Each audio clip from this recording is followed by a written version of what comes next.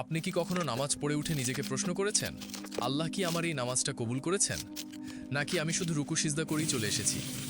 আমরা অনেকেই 5 ওয়াক্ত নামাজ পড়ি, সময় মতো পড়ি, সুন্দরভাবে পড়ি, কিন্তু সত্যি করে বলুন, আল্লাহর দরবারে দাঁড়ানোর সেই অনুভূতি কি আসলেই আসে আমাদের মাঝে, নাকি শুধু শরীর নামাজে কিন্তু মন ঘুরে বেড়ায় দুনিয়ার চিন্তায়?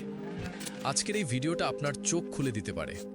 এই ভিডিওতে আমি বলবো 5টি স্পষ্ট ও বাস্তব লক্ষণ, যা দেখলে আপনি নিজেই বুঝে যাবেন আপনার নামাজ আল্লাহর দরবারে গ্রহণযোগ্য হচ্ছে কিনা।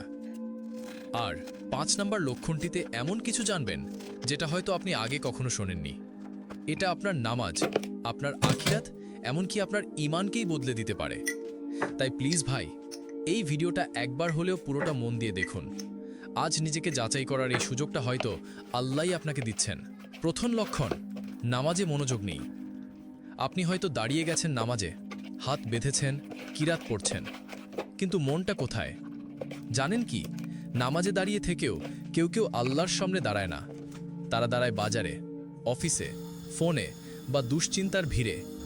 সূরা ফাতিহা মুখে থাকলেও মনে চলে চিন্তা, কাল টাকার কি হবে, প্রেজেন্টেশন রেডি তো, নেটওয়ার্ক কাজ করছে না। এমন নামাজ কেমন?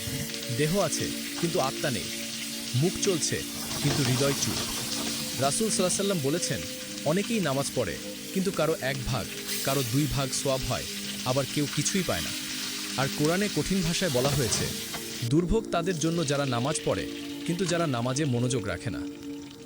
তাহলে কি করব? অনেকেই ভাবে, আমার মনোযোগ তো আসেই না, আমি কি করব? তাদের জন্য বলি, মনোযোগ একদিনে আসে না, অনুশীলনে আসে। আপনি চেষ্টা করুন প্রতিটি আয়াত বুঝে পড়তে। ভাবুন, এই মুহূর্তে আমি স্রষ্টার সামনে দাঁড়িয়ে আছি।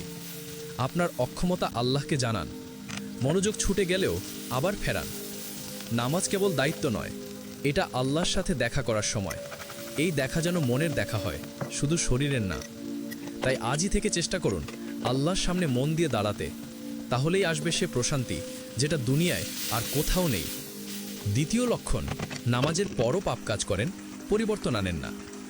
আপনি নামাজ পড়লেন, কিন্তু নামাজ শেষে কি করলেন?